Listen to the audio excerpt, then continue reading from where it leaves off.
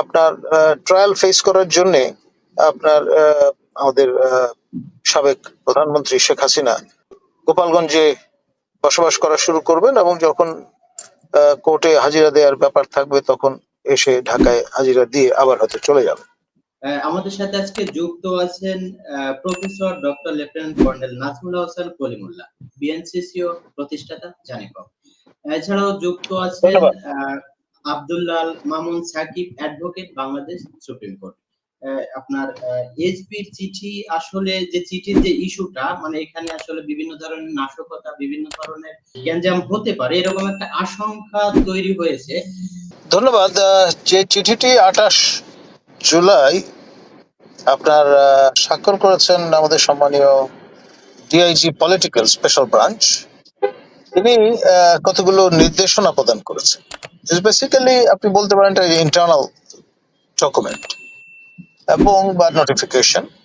সেখানে আপনার 11 দিন সময়সীমার মধ্যে নানান রকমের ঘটনা আপনার যেটা পাবলিক অর্ডার ব্যাহত করতে পারে সেই রকমের আশঙ্কা থেকে আপনার কিছু নির্দেশনা প্রদান করা হচ্ছে, যা তামিলযোগ্য। এখন আপনার এই 11 দিন শুরু হচ্ছে 29 জুলাই থেকে 8 আগস্ট পর্যন্ত এই সময়সীমা। এই সময়ে অনেকগুলো ঘটনা নানান পক্ষ থেকে ঘটাবার ঘোষণা আছে। যেমন ধরুন জুলাই সনদ, এটি প্রকাশ করার একটা বিষয় আছে। আবার এর পক্ষে বিপক্ষে নানান রকমের বক্তব্য আসছে, আমরা দেখতে পাচ্ছি ফোরফ্রন্টে।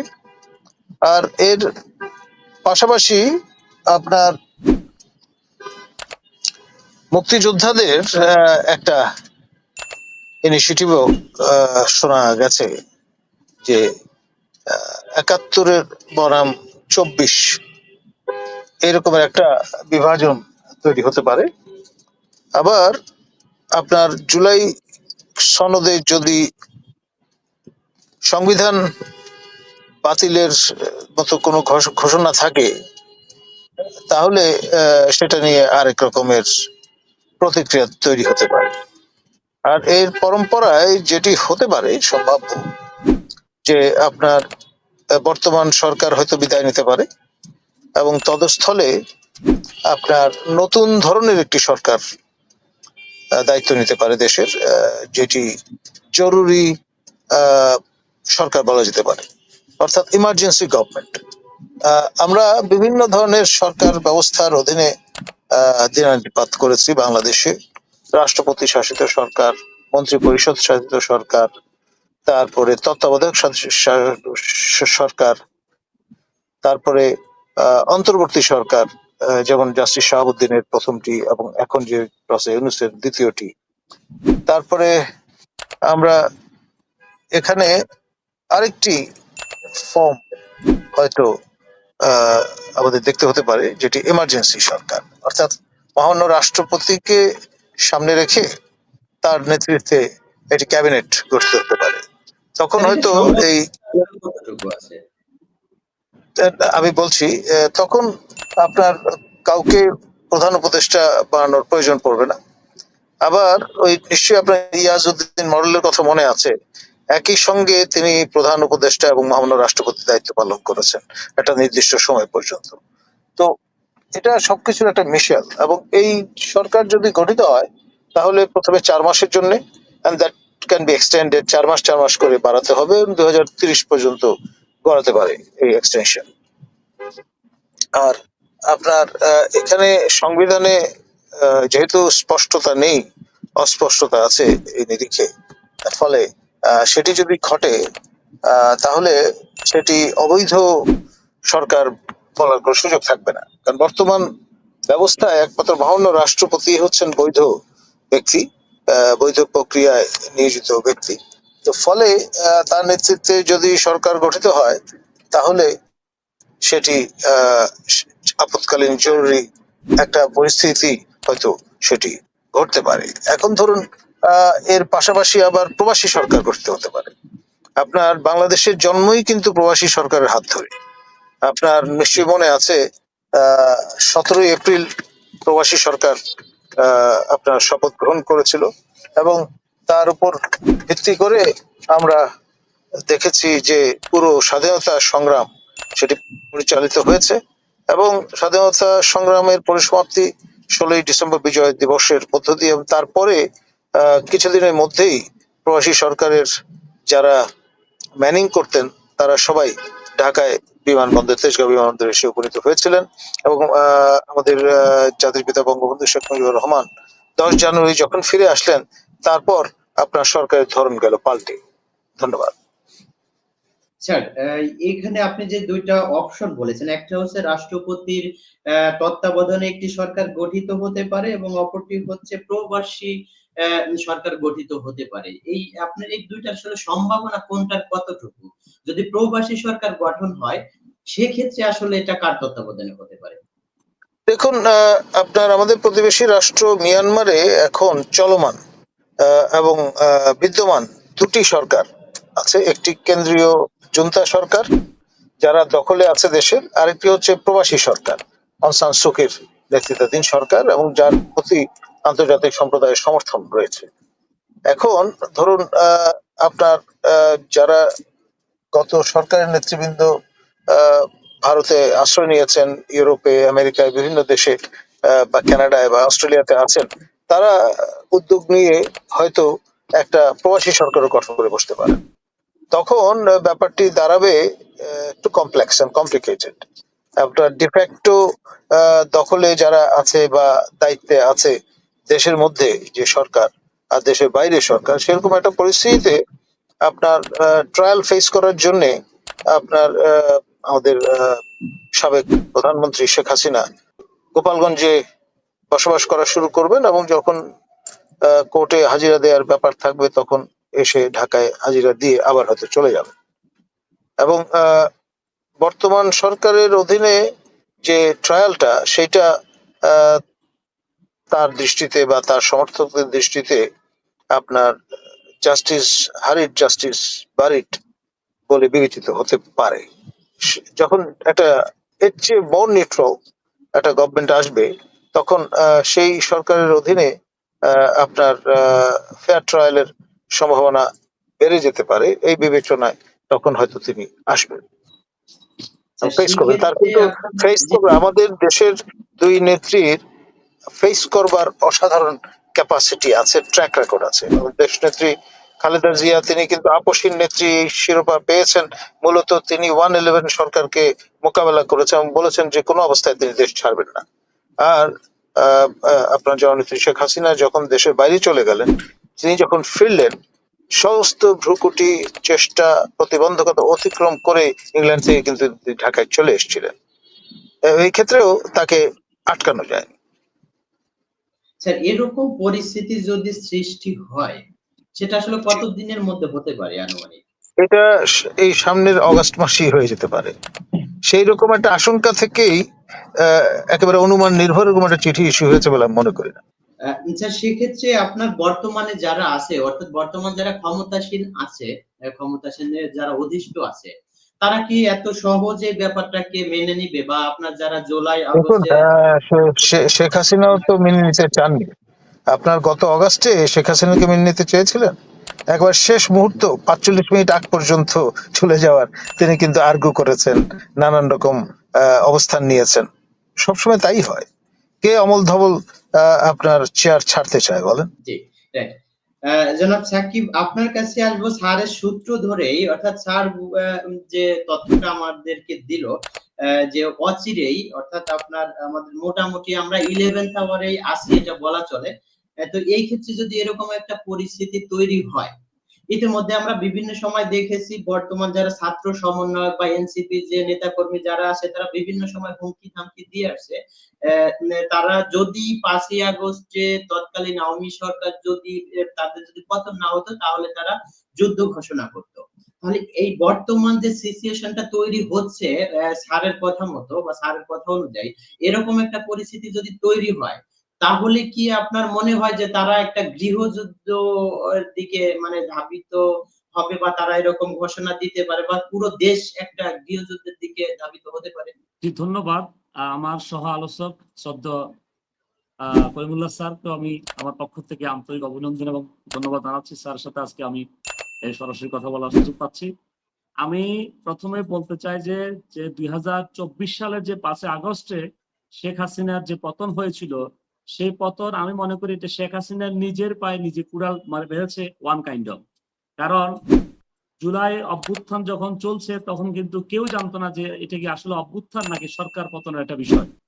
আমরা যখন দেখেছি যে মাননীয় হাইকোর্টে যখন রায় হয়েছিল, তৎকালীন হাইকোর্টের মেইন মেইন 11 নম্বর কোর্ট মাননীয় বিচারপতি কামরুল কাদেরের নেতৃত্বে সেই কোর্ট থেকে যখন রায় দেওয়া হয়েছিল যে কোটা সংস্কারের বিষয়ে, সেই রায় থেকে উদ্ভূত যে আন্দোলন, এটা আন্দোলন মূলত কোটা আন্দোলন ছিল।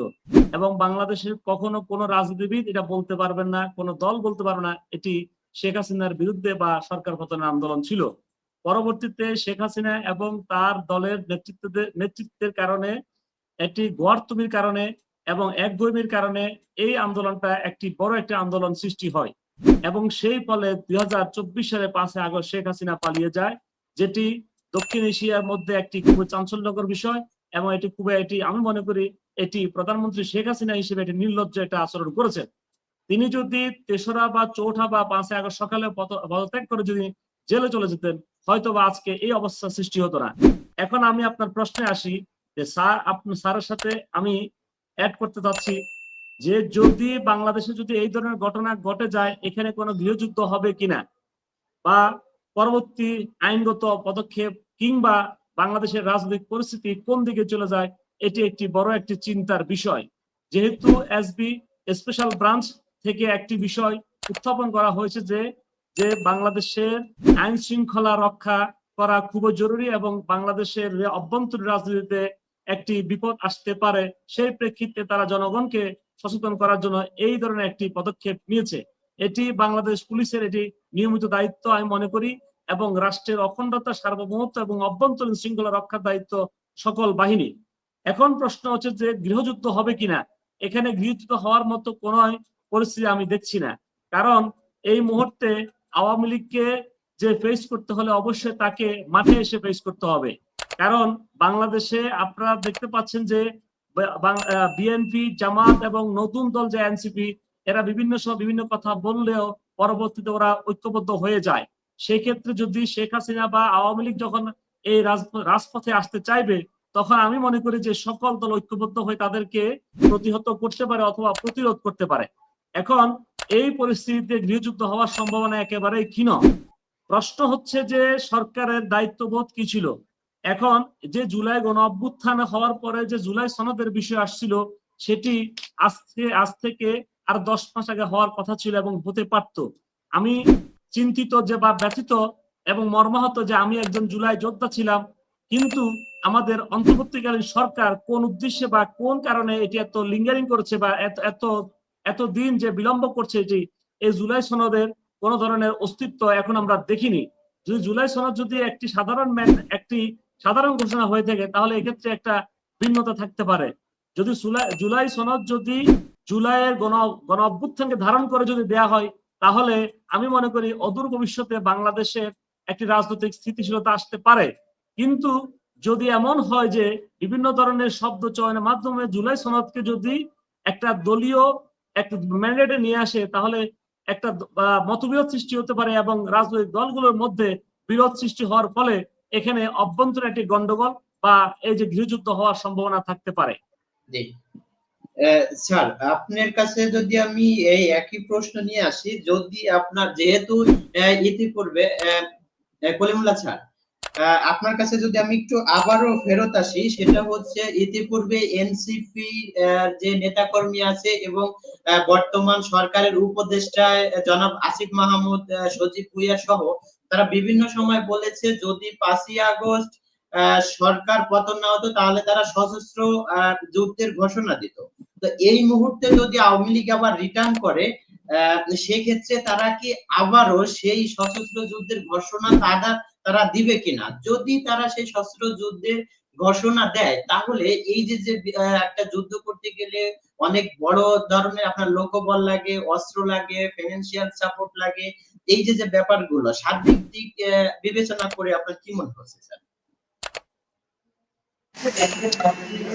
দেখুন, যে নিয়মটি প্রকৃতি জগতে বিদ্যমান সেটি হচ্ছে ঢিলটি মারলে পাটকেলটি খেতে হয়। তো এখানে আপনার তারা যেমন প্রস্তুতি নিয়েছেন এবং একই রকম ভাবে উল্টো পক্ষ একই ধরনের কায়দায় জবাব দেওয়ার চেষ্টা করতে পারে, তখন বিষয়টি দাঁড়াবে একটা প্রোটেক্টেড আপনার সশস্ত্র যুদ্ধ, যার ইঙ্গিত আমাদের মাননীয় উপদেষ্টা মাহফুজ আলম তার ভেরিফাইড ফেসবুক পেজে বেশ কমাস আগে জানান দিয়েছেন, বলেছেন। শুধুমাত্র সজীব ভূঁইয়া মহোদয় আপনার পূর্ব প্রস্তুতির কথা বলেছেন তা নয়, ভবিষ্যতে অর্থাৎ তাদের শাসনামলেই এই জার্মিনেশন ঘটতে পারে এবং সেটি ক্রমে রিয়েল, মানে কল্পনা থেকে বাস্তবে রূপায়ণের প্রক্রিয়াটি শুরু হয়েছে। আমি বাংলাদেশে পূর্ব উদাহরণ যেটি আছে শহীদ রাষ্ট্রপতি জিয়াউর রহমানের শাসনামলে, আপনার নিশ্চয়ই মনে আছে, আমরা তেমনটি দেখেছি, বিশেষ করে খন্দকার মোশতাকের শাসনামল শেষে আমাদের বঙ্গবীর কাদের সিদ্দিকী এবং প্রয়াত মোস্তফা মহসিন মন্টু তারা অস্ত্র হাতে তুলে নিয়েছিলেন এবং প্রতিরোধ যুদ্ধ গড়ে তোলবার প্রক্রিয়া শুরু করেছিলেন আমাদের এথনিক কমিউনিটি যেটি আছে গারো, হাজং, এদেরকে সঙ্গে নিয়ে। এবং স্টেটসম্যানশিপ ছিল বলে শহীদ রাষ্ট্রপতি প্রতিবেশী রাষ্ট্র ভারতের সঙ্গে আলোচনা করে এবং যারা এই অস্ত্র হাতে তুলে নিয়েছিলেন তাদের সঙ্গে ডায়ালগের মাধ্যমে তাদেরকে নিবৃত্ত করতে সক্ষম হয়েছিলেন এবং তাদের সেফ প্যাসেজ দিয়ে দেশে প্রত্যাবর্তনের সুযোগ করে দিয়েছিলেন। তার ফলে শেষ পর্যন্ত সেই যুদ্ধের ঝুঁকিতে বাংলাদেশ পড়েনি। এখন যারা আছেন তাদের মাইন্ডসেট যেরকম, এবং তরুণ তুর্কি টকবগে রক্তের মানুষ, তারা সেই রিজনিং এ নাও যেতে পারেন, সেই ধরনের স্টেটসম্যানশিপ তাদের আছে বলে অনেকে মনে করেন না। তো ফলে আপনার যেটা সংঘাত সেটি অনিবার্য। কোন পক্ষ শেষ পর্যন্ত জয়যুক্ত হবেন সেটা বলা মুশকিল, কিন্তু সংঘাত অনিবার্য। ধন্যবাদ। জনাব সাকিব যে আপনার কিছু কথা বলেছে, অর্থাৎ যদি আওয়ামী লীগ আবার পুনর্বাসিত হওয়ার চেষ্টা করে, তাহলে বর্তমান প্রেক্ষাপটে যারা আছে, অর্থাৎ যে কয়টি দল আছে রাজনৈতিক দল বা বর্তমান সরকার, তারা সবাই একতাবদ্ধভাবে আওয়ামী লীগকে প্রতিহত করার চেষ্টা করবে। এরকম পরিস্থিতি যদি তৈরি হয়, সেক্ষেত্রে আওয়ামী লীগ এখন যেরকম আছে একঘরে হয়ে আছে, অর্থাৎ আওয়ামী লীগের তো এখন বলা যায় অনেকটা অস্তিত্ব বিলীন বা অস্তিত্বহীন। সেক্ষেত্রে আসলে পরিস্থিতিটা কিরকম দাঁড়াতে পারে? আওয়ামী লীগ কি একা একা এই যুদ্ধে আসলে কতটুকু তারা নিজেদের প্রমাণ করতে পারবে? দেখুন, আপনি ইলেকট্রয়েড পার্সপেক্টিভ থেকে যদি চিন্তা করেন, তাহলে আমাদের এই নবগঠিত বিজেপি জনতা দল এটি একটি দল, আওয়ামী লীগও একটি দল। তনু বপুর বিবেচনায় আপনি এক কাতারে তো ফেললে চলবে না। দেশের অ্যারাউন্ড 35 to 40% মানুষ আওয়ামী লীগের সমর্থক এবং 40% মানুষ বলতে গেলে আপনার আওয়ামী লীগের যে মিত্র যারা আছেন 14 দল, তারপরে আপনার জাতীয় পার্টি, এদের যদি আপনি একত্র করেন তাহলে রাফলি এরকম একটা জায়গায় চলে যাবে 40-60। এখন এটা ফর্মেডেবল একটা ইলেকট্রো, এটাতে কোনো সন্দেহ নেই। এখন যখন দেয়ালে পিঠ থেকে যায় তখন কিন্তু খুব দ্রুততম সময়ের মধ্যে সংঘাত দেখা দেয়। আপনার এই মধ্য আফ্রিকায় রুয়ান্ডা বুরুন্ডির কথা নিশ্চয়ই আপনার মনে আছে, এক সপ্তাহের মধ্যে তুতসি এবং হুতি তারা সংঘর্ষে লিপ্ত হয়ে বেশ 4-5 লক্ষ লোকের প্রাণহানি ঘটেছিল তার মধ্য দিয়ে। বেশি সময় কিন্তু লাগে না এই ধরনের পরিস্থিতি তৈরি হতে এবং তার সাঙ্গীকরণ ঘটতে। স্যার, আপনার দীর্ঘ অভিজ্ঞতা থেকে বা আপনার দীর্ঘ একটা ক্যারিয়ারের জায়গা থেকে আপনার কি মনে হয় এরকম কোন পরিস্থিতি অন্তত আমাদের দেশে ঘটতে পারে? দেখুন, 71-এ আপনার যখন মুজিব ইয়াহিয়া ডায়ালগ বা আলোচনা চলছিল, তখনও কেউ চিন্তা করেননি যে এই ধরনের একটা রক্তক্ষয়ী স্বাধীনতা সংগ্রামের মধ্য দিয়ে যেতে হবে আমাদের।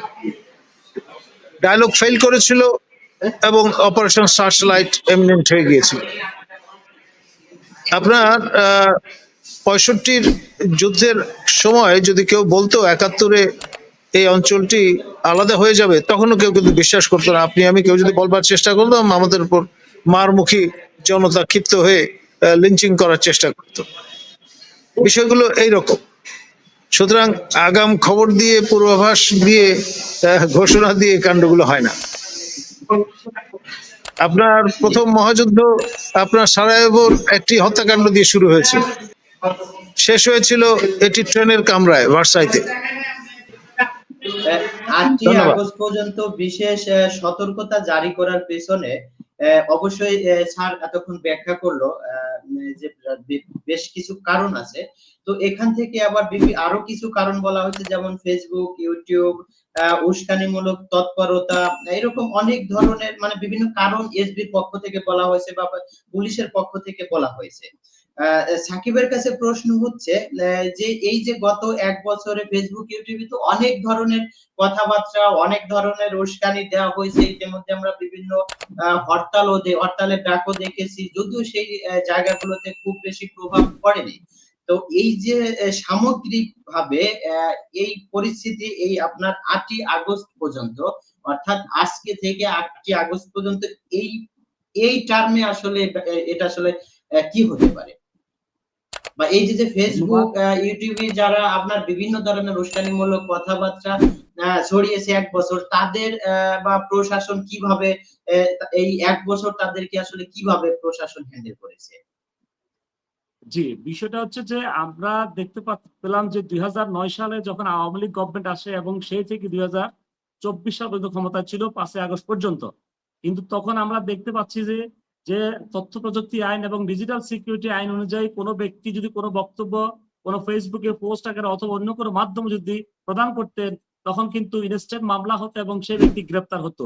কিন্তু 2024 সালের 5ই আগস্টের পরে বাংলাদেশে ফেসবুক বা অন্য কোনো মাধ্যমে তথ্যের অবাধ প্রবাহ বলেন, উস্কানিমূলক বলেন, মব বলেন, যে ধরনের শব্দ বলেন, প্রত্যেকটা ব্যক্তি তার মনের বাসনা ফেসবুকে ব্যক্ত করতে পারছে।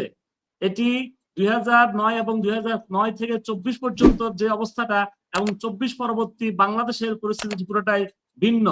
অর্থাৎ এখানে প্রত্যেকটি নাগরিক তার নিজের বক্তব্য ফেসবুকে দিতে পারছে। কিন্তু সাকিব, এখন তো বলা হচ্ছে, এখন প্রশাসনের পক্ষ থেকে বলা হচ্ছে ইউটিউব, ফেসবুকে যারা বিভিন্ন ধরনের কথাবার্তা বলছে, স্ট্যাটাস দিচ্ছে, তাদেরকে কঠোরভাবে প্রতিহত করা হবে। আমি সেটা বলতে চাচ্ছি। এই যে এখন অবাধ প্রবাহের মাধ্যমে বহু কথা বলছে, এখন সরকার বা আইন শৃঙ্খলা বাহিনী মনে করছে যে এই যে অবাধ প্রবাহের মাধ্যমে যদি বক্তব্য পেশ করা হয়, আমরা সংবিধানের আমাদের আর্টিকেল 39-এ বলা আছে যে চিন্তা ও বিবেকের স্বাধীনতা।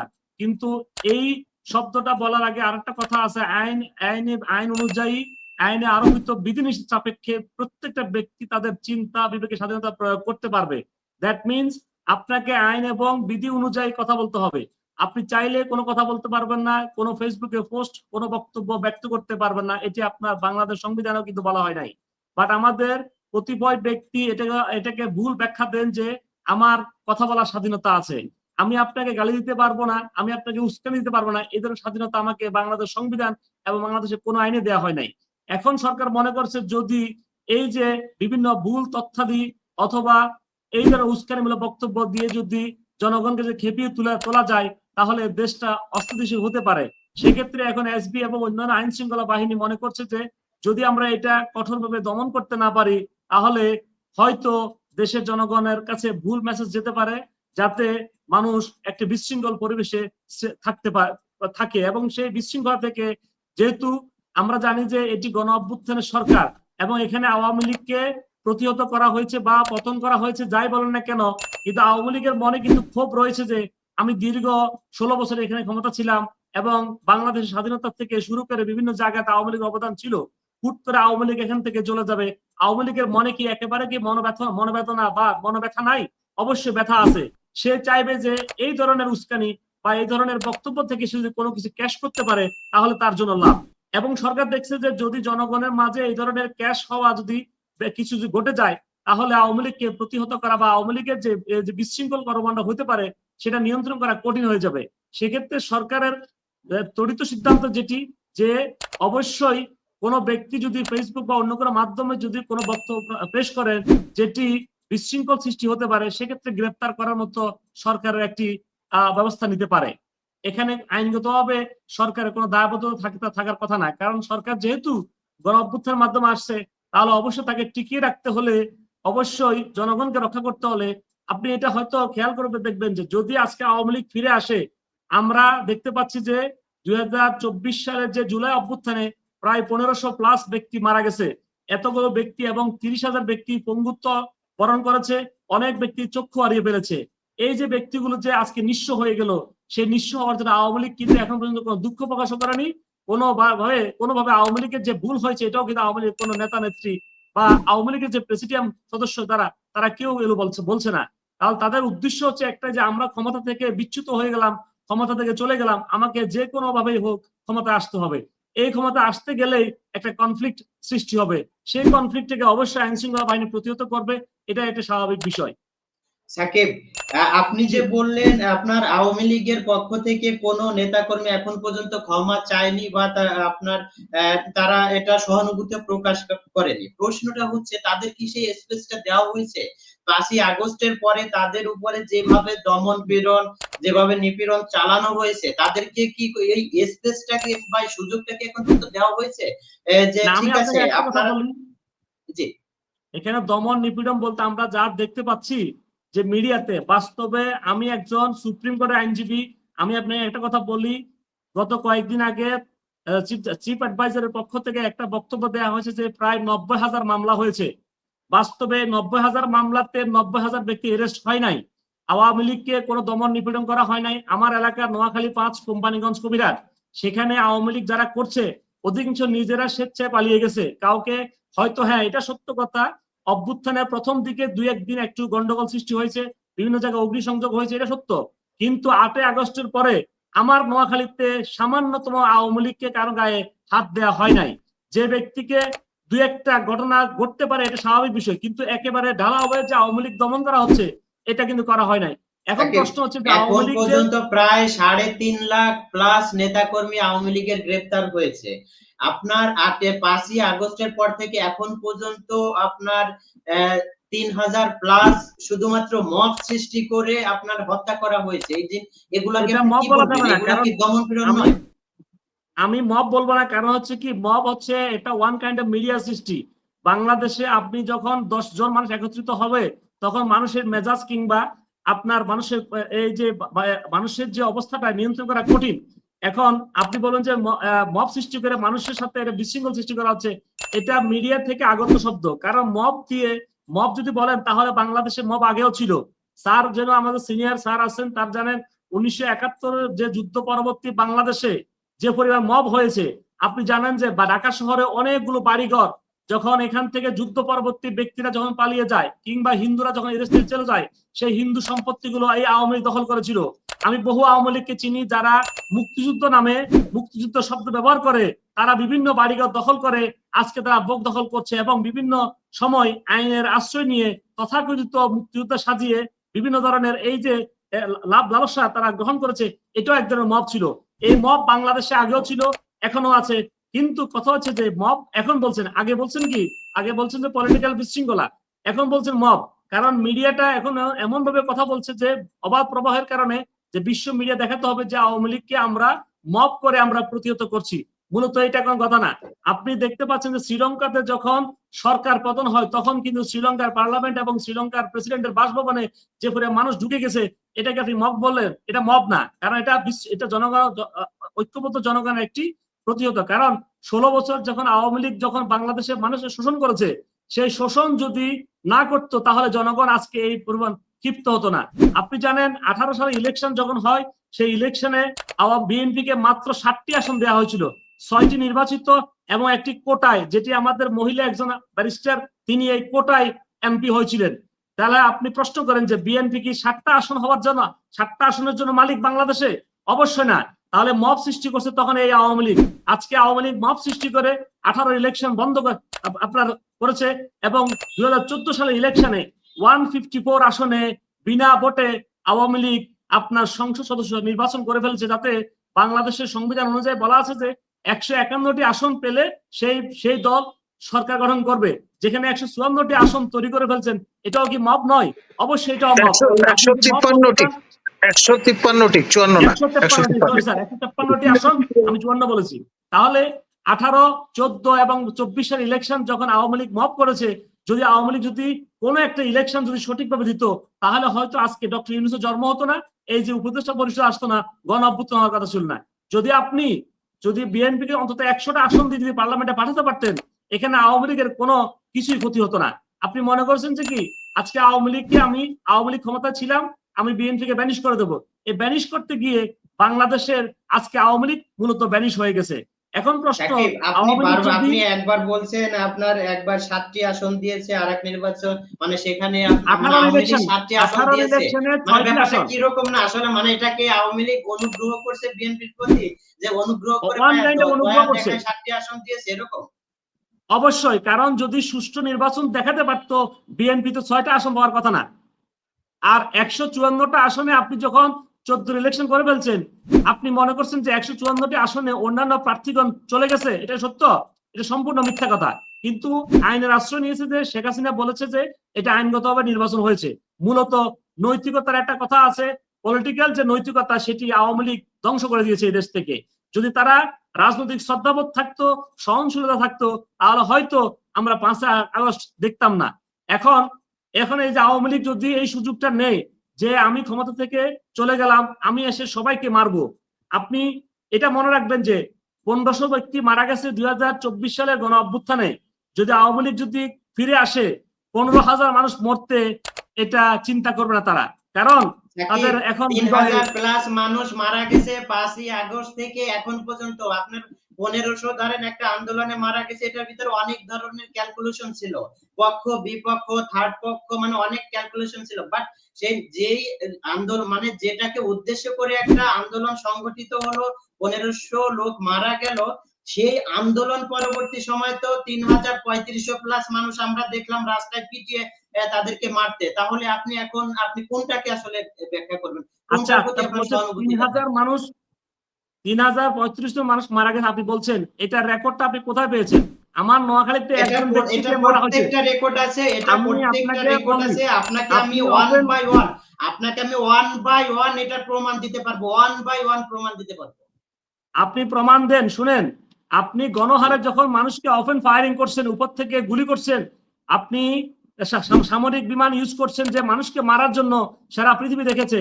এখন আপনি মবের বা বিশৃঙ্খল পরিবেশে কয়েকটা লোক মারা গেছে, এটা যেরকম সত্য, কিন্তু একজন রাষ্ট্রের রেজিস্ট্রে। এখন আপনি প্রশ্ন, ডক্টর ইউনূস কি কাউকে বলছে যে কাউকে মেরে ফেলো? কাউকে বলা নাই। কিংবা কোন উপদেষ্টার কোন সদস্য বলছে বা সেনাপ্রধান বলেছে কাউকে যে? অবশ্যই শেখ হাসিনা বলছে। শেখ হাসিনা যদি না বলা হয়, না বলে, তাহলে শেখ হাসিনা যদি না বলে তাহলে সামরিক বিমান আকাশে উড়ে না।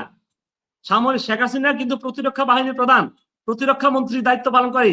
শেখ হাসিনা যদি না বলতো তাহলে আইন শৃঙ্খলা বাহিনী রাস্তায় নামতো না। আপনি মিরপুর দেখেছেন, সেখানে সেনাবাহিনী প্রথম ফায়ারিং করেছে, পরবর্তী জনতার ইয়েতে পড়ে তারা কিন্তু ওখান থেকে চলে উল্টা পুলিশকে মারছে। ইউনূস যদি না বলতো, ডক্টর ইউনূস সাহেব যদি না বলতো, তাহলে কি এই মবগুলো সৃষ্টি হতো? আমরা দেখেছি ধানমন্ডি 32 নম্বর একটানা 48 ঘন্টা বসে ওটাকে ভাঙা হয়েছে। এই রাষ্ট্র কি করছে? একটানা 48 ঘন্টার মধ্যে, ইভেন যখন এটা ভাঙা শুরু করে তখন ওই জায়গায় আপনার সেনাবাহিনী উপস্থিত ছিল। তো এইখানে রাষ্ট্রীয় পৃষ্ঠপোষকতা ছাড়াই 32 কিভাবে ভাঙা হলো? এরপরে আমরা পরবর্তীতে বিভিন্ন নেতা এমপি মন্ত্রীদের বাড়িঘর ভাঙতে দেখেছি, সেগুলো কিভাবে আসলে ভাঙা হলো? রাষ্ট্রীয় পৃষ্ঠপোষকতা ছাড়া, ইউনূসের আসলে সম্মতি ছাড়া। আপনি এটা কিভাবে ব্যাখ্যা করবেন? ডক্টর ইউনূস সাহেব বা তার অন্তর্বর্তীকালীন সরকারের কোন সদস্য কেউ কি বলেছে যে 32 নম্বর আমরা ভেঙে ফেলবো? বলে নাই। এখানে আমরা দেখেছি যে বিভিন্ন সময় বিভিন্ন মিডিয়াতে বা ইউটিউব থেকে এসেছে, সেখান থেকে জনগণ উস্কানিমূলক বলেন বা যাই কিছু বলেন, ওই যে মুজিববাদ শব্দটিকে প্রতিহত করার জন্য। আমি বঙ্গবন্ধু সাকিব, শেখ মুজিবুর রহমানকে শ্রদ্ধা এখানে করি, আপনার কিন্তু সরকারের পক্ষ থেকে সরকারের কিছু উপদেষ্টা এই 32 ভাঙার জন্য যেদিন ভাঙা হবে ঠিক ওই দিন আপনার, যেমন আমি যদি ইন্ডিকেট করে বলি, আসিফ মাহমুদ সজীব ভুঁইয়া উনি নিজে স্ট্যাটাস দিয়েছে। তারপর এরপরে হচ্ছে আপনার এই বর্তমান যারা এনসিপি যারা শীর্ষস্থানীয় নেতা হাসনাত আব্দুল্লাহ, নাহিদ, এরা প্রত্যেকে, নাহিদ তখন সরকারে ছিল, তো এদের প্রত্যেকে সম্মতি ছিল এটা ভাঙার ব্যাপারে। এটা যথেষ্ট এভিডেন্স জি, আছে, প্রমাণ আছে, তারা নিজেরা এখন স্ট্যাটাসও দিয়েছে। আমি আপনাকে বলে টিট ফর ট্যাট একটা কথা আছে। আপনি জি, 16 বছরে আপনি যা করেছেন সেই অনুযায়ী আওয়ামী লীগের প্রতি মানুষ সাকিব, কিছুই আপনি করে নাই। তাহলে ব্যাপারটা হচ্ছে কি জানেন, আপনি তাহলে বলতে চাচ্ছেন যে মানে আপনি আমাকে ধরেন যে ওই যে আমরা একটা প্রবাদ জানি গ্রাম্য, যে আপনাকে আপনার আঁঠুর নিচে যদি কেউ কামড় দেয় তাহলে আপনিও কি তাকে কামড় দিবেন? হ্যাঁ, ব্যাপারটা হলো আপনি এই 16 বছরে দমন পীড়ন নিপন দমন পীড়নের কারণেই তো অভ্যুত্থানটা হলো। এই অভ্যুত্থানের পরবর্তী সময় আপনারা তো একটা নতুন বাংলাদেশ গড়বেন, বা জাতি একটা নতুন বাংলাদেশ প্রত্যাশা করে, যার কারণে 1500 মানুষ মারা গেছে আপনাদের ভাষ্য মতে। তো আপনারা যদি তার চেয়ে আরো দ্বিগুণ মব করেন, তার চেয়ে দ্বিগুণ অত্যাচার করেন, তাহলে আপনি বারবার আবার বলতেছেন যে আপনার 16 বছর তো আপনারা তো 16 বছরে তারা যা করছে, আপনারা তো 16 মাস না, মানে 10 মাসের আগে তার চেয়ে বেশি মানে এই সরকার করে ফেলছে। তো এখানে আপনি আসলে এটা কিভাবে আপনি সেই 16 বছরের আপনি ব্যাখ্যা বারবার টানেন? আচ্ছা শুনেন, আপনি যেটা বলছেন যে 3000 লোক মারা গেছে এই যে মব সৃষ্টিতে, আপনি জি, 3000 লোক যে মারা গেছে বাংলাদেশের কোন কোন জায়গাতে কি প্রেক্ষাপটে মারা গেছে এটা একটু প্রথমে বলেন। দ্বিতীয়ত আপনাকে কত আমি লক্ষ ওয়ান বাই মানুষ ওয়ান, এটাই আপনার 3000 লোকের আপনি ডেটা তো আর এভাবে দেওয়া সম্ভব না। আপনাকে আমি ওয়ান বাই ওয়ান এটার তথ্য আপনাকে আমি দিব, ঠিক আছে? কারণ অবশ্যই যেহেতু সম্ভব, এটা আপনার আমাদের একজন একটা যেমন আমি লিমিটেড বলছি টাইম। তো, আমার নোয়াখালীতে আমার নোয়াখালী কোম্পানিগঞ্জে একজন যুবলীগের কর্মীকে মারা হয়েছে, এটা সত্য কথা। এটা নিয়ে আমি আমি নিজেও একটি বক্তব্য দিয়েছি যে এটা উচিত হয় নাই।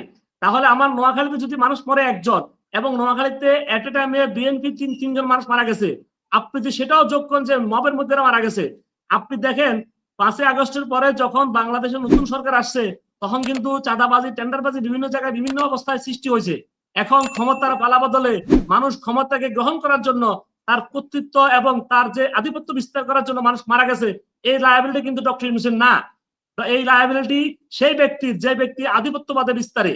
কিন্তু কথা জি, হচ্ছে যে রাষ্ট্র আপনার কর্তৃক কাছে সন্ত্রাস, জি, রাষ্ট্র যদি রাষ্ট্র যদি নির্দেশ দিত যে তাকে মেরে ফেলা হোক তাহলে সেটার জন্য আমি বলতাম। কিন্তু আধিপত্য, আপনি দেখেন যে এই যে লালবাগের যে ঘটনাটা, সেটা কিন্তু ডক্টর ইউনূসের ব্যক্তি বা ব্যক্তি ইউনূসের বা কোনো উপদেষ্টার না, সেটা চাঁদাবাজি বা টেন্ডারবাজির জন্য মানুষ মারা গেছে। এবং এটাও আপনি এখানে অ্যাড করছেন যে এটাও মবের জন্য মারা গেছে। সেটা হলে তো, তাহলে তো আওয়ামী লীগের আমলে আমি যদি সৃষ্টি করি অন্তত প্রায় 10,000 লোক মারা গেছে মব সৃষ্টিতে। আপনি দেখবেন আমার কাছ থেকে লিস্ট দেখবেন, আপনি আমার কাছ থেকে। জি, আপনার কাছে আমরা আবারও আসবো, আপনার কাছে আবারও জি, আসবো। জনাব সাকিব যেটা বললেন যে আপনার আন্দোলনে, জুলাই আগস্ট আন্দোলনে আপনার 1500 লোক মারা গেছে, কিন্তু আমরা দেখলাম ঠিক তার পরবর্তী সময়ে আপনার 3000 প্লাস, অর্থাৎ সংখ্যাটা আপনার 3500 প্লাস একটা মানে একটা বড় সংখ্যক লোক মবে এই মব সৃষ্টির মাধ্যমে মারা গেছে।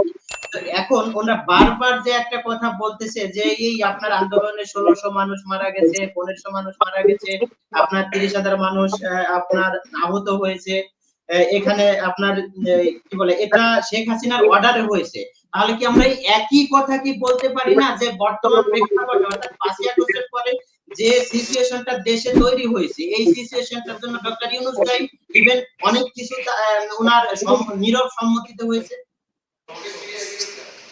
দেখুন, একটা সময় ছিল যখন আওয়ামী লীগ এবং বিএনপি যারা সমর্থক, তারা তর্ক প্রতিযোগিতায় লিপ্ত হতেন একজন মানুষকে কয় টুকরো করা হয়েছে, মানে কোন আমলে কম পিস করা হয়েছে বা টুকরো করা হয়েছে। এই বিষয়গুলো আসলে আপনার খুবই, আমি মনে করি, মধ্যযুগীয় চিন্তা ভাবনা। যে রাইট। বিষয়টা জরুরি, প্রতিটা মানুষের স্বাভাবিক মৃত্যুর অধিকার আছে, এটা শাশ্বত চিরন্তন। এখন প্রতিটি অস্বাভাবিক মৃত্যু, অপরিণত মৃত্যু, সেটি অ্যাকসেপ্টেবল নয়। এই গত প্রায় 16 বছরে প্রচুর মানুষ তাদের যে মতামত প্রকাশের করবার কারণে, প্রতিবাদ করবার কারণে তাদেরকে পাখির মতো গুলি করে মারা হয়েছে। আমার তো এই বরিশাল ডিভিশনে এই ভোলা এলাকায় আমরা দেখেছি বেশ কিছু মানুষকে খুব বেশি দিন আগে নয় এভাবে হত্যা করতে। আইন শৃঙ্খলা রক্ষাকারী বাহিনীর হাতেই তারা মৃত্যুবরণ করেছেন। আবার এই জুলাই অগাস্ট এই যে সময়টায় আপনার 1400 থেকে 1600 মতান্তরে মানুষ নিহত হয়েছেন এবং প্রচুর অগুন্তি মানুষের অঙ্গহানি ঘটেছে। কারো চোখ, কারো হাত, কারো পা, এবং এখনো অনেকে আহত অবস্থায় দেহাতিপাত করছে। এখন এই যে পুরো গ্যামটটা, এটা কোনো পিরিয়ডকে দিয়ে আরেকটা পিরিয়ডকে জাস্টিফাই করার কোনো সুযোগ নেই। যা কিছু ব্যত্যয় ঘটেছে সেটি আপনার অবশ্যই কাঙ্ক্ষিত নয়, অনভিপ্রেত, এটা স্বীকার করতেই হবে। যেমন গত সরকারের আমলে আমি যেহেতু ভিন্ন মত পোষণ করেছি, সেই জন্য আমার নামে ডিজিটাল সিকিউরিটি অ্যাক্টের অধীনে মামলা দায়ের করা হয়েছিল। 1.5 বছর ধরে আমাকে সেই সাইবার আদালতে ঘোরাফেরা করতে হয়েছে। এবং এখন ধরুন এই যে মত প্রকাশের স্বাধীনতা, এটা স্যাক্রোস্যাক্ট, সরকার নির্বিশেষে এটি বলে যেতে হবে। এখানে কোন রকমের কম্প্রোমাইজ করার কোনো সুযোগ নেই। এটা প্রত্যেকটা মানুষের মৌলিক অধিকারের অংশ। যেই দেশে যত বেশি পরিমাণে এই স্পেসটা থাকবে, যেই রাষ্ট্র যত বেশি পরিমাণে পারমিসিভ থাকবে, আমি বলবো যে তারা তত বেশি সভ্য। এখন নানান যুক্তি হাজির করতে চাইলে তো করা যায়, কিন্তু রাষ্ট্র কার জন্য তৈরি হয়েছে? মানব কল্যাণের জন্য, মানুষের জন্য। যা যা ক্রুশো সোশ্যাল কন্ট্রাক্টের থিওরি হাজির করেছেন, হবস, লক, তারা তাদের মতো করে ব্যাখ্যা করেছেন, কিন্তু মূল বিষয় হচ্ছে রাষ্ট্র সবচেয়ে বড় সামাজিক প্রতিষ্ঠান এবং আপনার মানব কল্যাণ নিশ্চিত করাই তার কাজ, মানুষের অধিকার নিশ্চিত করাই তার লক্ষ্য হওয়ার কথা।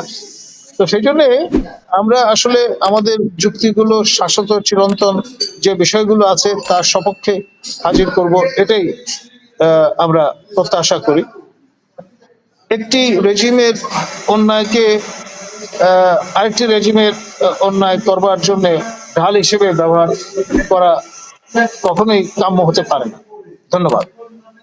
জি স্যার, আমরা যদি আবার একটু আমাদের বর্তমান প্রসঙ্গে আসি, অর্থাৎ আপনার প্রশাসনের পক্ষ থেকে বলা হয়েছে মানে তারা যেভাবে বলছে আসলে যে কোন রাজনৈতিক দল অরাজকতা সৃষ্টি করতে পারে এমন সন্দেহ, আমার প্রশ্নটা হচ্ছে তার যেহেতু আপনার প্রশাসনের পক্ষ থেকে বলা হচ্ছে কোন রাজনৈতিক দল অরাজকতা সৃষ্টি করতে পারে, যার কারণে তাদের এই সতর্কতা। এখন প্রশ্নটা হচ্ছে এমন সন্দেহ প্রকাশের মাধ্যমে পুলিশ কি মানে আগেই একটা পক্ষপাত নিয়ে নিচ্ছে না? ব্যাপারটা কি আসলে এরকম হচ্ছে না? দেখুন, পাবলিক অর্ডার ম্যানেজমেন্ট এটা সরকারের কর্তব্য, সেটি সরকার নির্বিশেষে সবার জন্যই প্রযোজ্য। বিশৃঙ্খলা, অ্যানার্কি কোনো রাষ্ট্রের জন্যই হিতকর নয়, কোনো সমাজের জন্য হিতকর নয়। সেটি অবশ্যই আমাদের সবার খেয়াল রাখতে হবে। সবার যে আন্ডারস্ট্যান্ডিংটা থাকতে হবে সেটি হচ্ছে অধিকার এবং কর্তব্য দুটি যে ব্যালেন্স, সেটি যাতে রক্ষিত হয় একটি সমাজে, একটি রাষ্ট্রে, একটি সমাজদেহে। ধন্যবাদ। বিশেষ সতর্কতা কি জনাব সাকিব, বিশেষ সতর্কতা কি সরকারের আসলে ব্যর্থতা ঢাকার জন্য এই যে আপনার এই সতর্কতা, নাকি এটা আসলে একটা সিকিউরিটি নাটক? আসলে আপনি কিভাবে দেখছেন সাকিব? সরকারের ব্যর্থতা অথবা জনগণের আইন শৃঙ্খলা এবং জনগণকে নিরাপত্তা দেওয়া দুটা ভিন্ন বিষয়। একটা হচ্ছে যে সরকার যদি পতন হতে যায়, অথবা এই যে আগত যে আসন্ন যে আগস্টের দিকে যে 11 দিনের জন্য যে বিষয়টা বলা হচ্ছে যে সরকারের নিরাপত্তার জন্য সজাগ থাকবে, আইন শৃঙ্খলার জন্য, সেটাতে আমরা বিভিন্ন ধরনের বিভিন্ন চিন্তা করতে পারি। যেমন যেহেতু বাংলাদেশে এখনো বর্তমান সংবিধান বহাল আছে, জুলাই সনদ ঘোষণা হতে পারে, এই জুলাই সনদে বিভিন্ন দল বিভিন্ন মত দিতে পারে, কোনো ব্যক্তি মানতে পারে, কোনো ব্যক্তি নাও মানতে পারে, সেক্ষেত্রে একটা অরাজকতা সৃষ্টি হতে পারে। আবার যদি সংবিধান স্থগিত হয়ে যায়, সেক্ষেত্রেও ওই মূল মুক্তিযুদ্ধ যারা ছিলেন, অনেকে বলে যে আমরা যারা মুক্তিযুদ্ধের যে সন্তান, অথবা যে এখনো কিছু মুক্তিযোদ্ধার সংগঠন রয়ে গেছে, তারাও হয়তো একটা প্রতিবাদ করতে পারে। কারণ 1971 সালে যে 9 মাসের যুদ্ধের প্রেক্ষিতে যে সংবিধান অর্জিত হয়েছে, এই সংবিধান কিন্তু বাংলাদেশের মৌলিক সংবিধান। আমরা কিন্তু এই সংবিধান স্থগিত বা বাতিলের পক্ষে না। আমি চাই এই সংবিধান মডারেট সংবিধান হতে পারে। সংবিধানের সকল ধারা উপধারা কিন্তু অনুচ্ছেদগুলো আমাদের প্রয়োজন নাও আসতে পারে, যেটি বর্তমানে আধুনিক জনকল্যাণমূলক রাষ্ট্র প্রতিষ্ঠার জন্য বাংলাদেশের বর্তমান প্রেক্ষাপটে যেগুলো যুগোপযোগী, এই ধরনের বিষয় চেঞ্জ হতে পারে। পুরো সংবিধান বাতিল করার পক্ষে করলে হয়তো সমস্যা হতে পারে। এখন প্রশ্ন হলো, সরকার যদি যে নিরাপত্তার জন্য করছে, নাকি তার যে ব্যর্থতাকে ঢাকার জন্য এই ধরনের একটি চিঠি ইস্যু করছে, অথবা আইন শৃঙ্খলা বাহিনী যে আসলে কি ধরনের কাজ করতে যাচ্ছে, এটাও কিন্তু এখনো নিশ্চিত না। যদি সরকার যদি মনে করে যে না, তার ব্যর্থতা রয়েছে, তিনি অগ্রিমভাবে সরকারকে টিকিয়ে রাখার জন্য এই ধরনের পদক্ষেপ নিতে পারে, সেটা একটা হতে পারে। অথবা এমন হতে পারে যে আওয়ামী লীগ অথবা আওয়ামী লীগের সাথে যে সকল দল তাদের এই যোগসাজকারী, তারা যদি আসে, যদি বিশৃঙ্খলা করে, সেক্ষেত্রে তাদের একটা পূর্ব প্রস্তুতি প্রয়োজন আছে। এখন সরকার আছে একটি ওয়ান কাইন্ড অফ, আমি মনে করি একটা বিশৃঙ্খল একটা অবস্থা, যেটা বলছেন আমরা সাংবিধানিক ভাবে এই সংবিধান, আমরা বলছি একদিকে বলছি গণ অভ্যুত্থান সরকার, আবার বলছি যে এই সংবিধান বর্তমান সংবিধান অনুযায়ী এই সরকার চলছে। এবং আর্টিকেল 106 অনুযায়ী তৎকালীন মাননীয় প্রধান বিচারপতির যে পরামর্শক্রমে এই সংবিধান অনুসারে, এবং তারা এই উপদেষ্টা পরিষদ শপথ গ্রহণ করেছে, সেক্ষেত্রেও কিন্তু একটা আইনগত বিষয় জড়িত আছে এখানে। সব মিলিয়ে রাজনৈতিক সদিচ্ছা এবং সকল জনগণের অংশগ্রহণ, সরকারের ম্যান্ডেট, সব মিলিয়ে জনগণের নিরাপত্তা হচ্ছে সবচেয়ে বড় দায়িত্ব, এবং আইন শৃঙ্খলা বাহিনী সেটি পালন করবে। আমি চাই যে সঠিক ওয়েতে কাজটা হোক। যে কোনো ব্যক্তি যদি কোনো অপরাধী হয়, তাকে অ্যারেস্ট করুক, এখানে আপত্তি নাই। কিন্তু কোনো বিশৃঙ্খল ব্যক্তি কোনো উচ্ছৃঙ্খলতা বা বিশৃঙ্খলা সৃষ্টি করে, সেক্ষেত্রে অবশ্যই সরকারের দায়িত্ব হবে জনগণের নিরাপত্তা দেওয়া। এবং সেক্ষেত্রে যদি কোনো ধরনের আইন শৃঙ্খলা বাহিনী ফোর্স ইউজ করে, সেখানে এটা বৈধতা থাকতে পারে। জি, এখানে আপনি উচ্ছৃঙ্খল বা বিশৃঙ্খল বলতে আসলে কাদের বোঝাচ্ছেন? আওয়ামী লীগে যেহেতু আপনার বর্তমান সরকারটা, কিছুক্ষণ আগে স্যারও যেটা বললো যে এই বর্তমান সরকারে একমাত্র রাষ্ট্রপতি ছাড়া আর কেউই বৈধ নয়। তো সেক্ষেত্রে আপনার কোনো অবৈধ কোনো প্রশাসকের নির্বাহী আদেশে কি কোনো বৈধ রাজনৈতিক দল কি নিষিদ্ধ হতে পারে? আপনার কি মনে হয় আসলে? না, রাজনৈতিক দল এই মুহূর্তে নিষিদ্ধ নাই। আমি যতটুকু জানি আওয়ামী লীগের কার্যক্রম স্থগিত করা হয়েছে। হ্যাঁ, স্থগিত এবং স্থগিতই কি কোনো অবৈধ প্রশাসকের নির্বাহী আদেশে কি কোনো আপনার কোনো বৈধ রাজনৈতিক দল স্থগিত হতে পারে? তো এখন যদি এটা যদি না হতে পারে, তাহলে তারা যদি কোনো কার্যক্রম করে, তাহলে সেটা বিশৃঙ্খলা কেন হবে? আচ্ছা, আপনি অবৈধ বলছেন কোন প্রেক্ষিতে যে সরকার অবৈধ? আমি মনে করি সরকার সম্পূর্ণ বৈধ। কারণ সরকার আর্টিকেল 106 অনুযায়ী তৎকালীন মাননীয় প্রধান বিচারপতির সম্মতিতে শপথ গ্রহণ করেছে। এক, দ্বিতীয়ত যে বৃহৎ একটি অংশ গণ অভ্যুত্থান করেছে। আমরা জানি যে বাংলাদেশে, পৃথিবীর সকল দেশে রাষ্ট্রে সরকার গঠনের দুটি মাধ্যম, একটি হচ্ছে যে নির্বাচন, আর একটা হচ্ছে গণ অভ্যুত্থান। এখন যেখানে জনগণ সরাসরি ভোটের মাধ্যমে সরকার গঠন করতে পারে, অথবা কোন একটি সরকারকে হটিয়ে গণ অভ্যুত্থানের মাধ্যমে একটি সরকার হতে পারে। এখন 2024 সালের জুলাই কিন্তু গণ অভ্যুত্থান হয়েছে, এবং সেই অভ্যুত্থানের প্রেক্ষিতে ডক্টর ইউনূস সহ তার উপদেষ্টা পরিষদ কিন্তু সরকার অংশগ্রহণ করেছে। এখানে আপনি অবৈধ বলবেন কিভাবে? অবৈধ তখনই বলবেন যদি ডক্টর ইউনূস, শেখ হাসিনা বা অন্য ব্যক্তিবর্গ যে হটিয়ে চলে আসতো অস্ত্র ঠেকিয়ে। এখানে কিন্তু অস্ত্র ঠেকিয়ে কোনো ব্যক্তি আসে নাই। কোন সদস্য, কোন উপদেষ্টা পরিষদ, কোন আওয়ামী লীগের কোন নেতা মন্ত্রীকে মেরে কিংবা পিটিয়ে ক্ষমতা দখল করে নাই। ক্ষমতা দখল করছে জনগণ যখন গণভবনে চলে যায়, এবং সেই গণভবন থেকে শেখ হাসিনা যখন পালিয়ে গেছে, এবং তার চেয়ার যে শূন্য হয়ে গেল, প্রধানমন্ত্রী যখন পালিয়ে যায়। আমাদের এই সংবিধান, আপনি দেখবেন খুব মজার একটা বিষয়, সংবিধানে বলা আছে যে প্রধানমন্ত্রীর পদ শূন্য কখন হবে, কিন্তু এটা বলা নাই যে প্রধানমন্ত্রী যদি পালিয়ে যায় সেক্ষেত্রে কি হবে। আপনি পালিয়ে কেন গেল? আপনি যদি দেশে থাকতেন, আপনি শেখ মুজিবুর রহমানের মেয়ে, আপনি বারবার বলেছেন আমি শেখের বেটি পালাই না, আপনি কেন পালিয়ে গেলেন?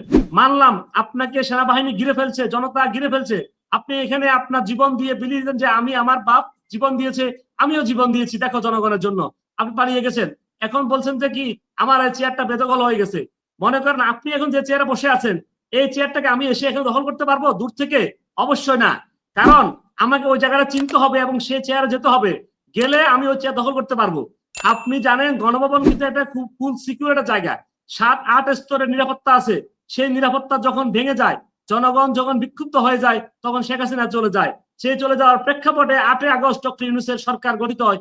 এই সরকার কিন্তু জনগণকে নিয়ে গঠিত, অভ্যুত্থানের প্রত্যেকটি অংশকে নিয়ে, প্রত্যেকটি জি দল, প্রত্যেকটি জি ব্যক্তি সাকিব, এটি সম্মতি আপনাকে, দিয়েছে, জি আপনাকে এই সরকার ধন্যবাদ বৈধ। স্যারের কাছে। জি জি আপনাকে ধন্যবাদ স্যারের কাছে। আমরা অনুষ্ঠানের প্রায় শেষ প্রান্তে, স্যারের কাছে জানতে যাব স্যার, বিশেষ সূত্র থেকে আসলে যতটুকু তথ্য পেয়েছি, জুলাই সনদের যে ব্যাপারটা, এই সনদে যেটা থাকতে পারে, অর্থাৎ সনদে যেসব স্ক্রিপ্ট থাকতে পারে, এটা মাত্র 3টি রাজনৈতিক দলকে অত্যন্ত গোপনীয় ভাবে এটা দেওয়া হয়েছে। তাহলে যেখানে আপনার ঐক্যমত কমিশন প্রায় প্রতি, মানে আপনার আওয়ামী পন্থী ছাড়া প্রায় প্রতিটি দলকে নিয়ে তারা প্রতিদিনই তারা আলোচনা করছে। সেই ক্ষেত্রে আপনার এই যে জুলাই সনদের খসড়াটা মাত্র 3টি দলকে, তাও খুব গোপনীয়তার সাথে তাদের কাছে এটা আসলে সাবমিট করেছে। এরপরে তারা এখান থেকে হয়তো আপনার কাটছাট করে তারপরে এটা তারা ঘোষণা করবে। তো এই ব্যাপারটা এখানে এত লুকোচুরির কি আছে? যেহেতু এটা গণ অভ্যুত্থানের একটা সরকার, এখন আপনি এই জুলাই সনদে কি কি রাখবেন, কি কি রাখবেন না, এটা তো জনগণের জানার অধিকার আছে। তার চেয়ে বড় ব্যাপার হচ্ছে, হ্যাঁ আপনার ধরেন যে 3 তারিখের পরে ঘোষণার পরে জনগণ জানবে, কিন্তু বাকি যে রাজনৈতিক দলগুলোকে নিয়ে আলোচনা হচ্ছে, তাদের মতামত নেওয়া হচ্ছে, তাদের ভিতরে কেন এটা আসলে উন্মুক্ত করা হচ্ছে না স্যার? দেখুন, আমি আগে অনেকগুলো টক শোতে বলেছি যে আমাদের এই অঞ্চলের সেরা marketing man, Nobel laureate professor doctor Yunus, তিনি আপনার এই যে একটার পর একটা রাজনৈতিক দলের সঙ্গে মত বিনিময় করছেন দফায় দফায়, এটা অনেকটা বক্সে টিক চিহ্ন দেওয়ার মতো কাজ। আমরা এনজিও সেক্টরে এই ফোকাস গ্রুপ ডিসকাশন এই কায়দায় অনেক সময় করে থাকি। আর আপনার এই যে আপনি বললেন যে অত্যন্ত গোপনে 3টি দলের সঙ্গে চূড়ান্ত যে ড্রাফট সেটি শেয়ার করা হয়েছে, এ ধরনের আপনার কর্মকাণ্ড মুজিব বিহাইয়া ডায়লগে আমরা দেখেছি। মানে এই ডায়লগের পরিণতি কি হবে সেটা জুলফিকার আলী ভুট্টো জানতেন, কিন্তু শেখ মুজিবুর রহমান জানতেন না। মানে এই ধরনের আপনার পূর্ব দৃষ্টান্ত আমাদের ইতিহাসে আছে। আমরা 23 বছর পাকিস্তানের ফ্রেমওয়ার্কে একসঙ্গে ঘর সংসার করেছি, এবং সেখানে এই দৃষ্টান্ত তো আমাদের ইতিহাসে একটা রীতিমতো টার্নিং পয়েন্ট। তো আবারও ঘুরে ফিরে সাইকেলিক অর্ডারে এই ধরনের একটা পর্যায়ে এসছে, এবং সেই কারণে আমি খুব অবাক হচ্ছি না। ধন্যবাদ।